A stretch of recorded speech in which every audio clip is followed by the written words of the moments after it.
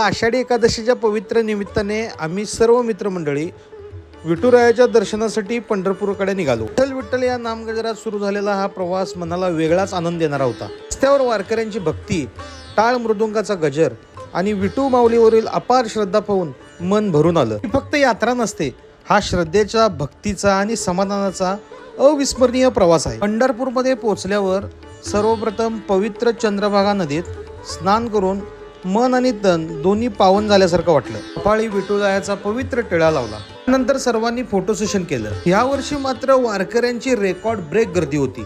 30 लाख भाविक तिथे आले होते. त्यानंतर विठ्ठल रुक्मिणीच्या चरणी माथा टेकून माऊलीचं दर्शन घेतलं. तो क्षण शब्दात सांगता येणार नाही, फक्त अनुभवता येतो.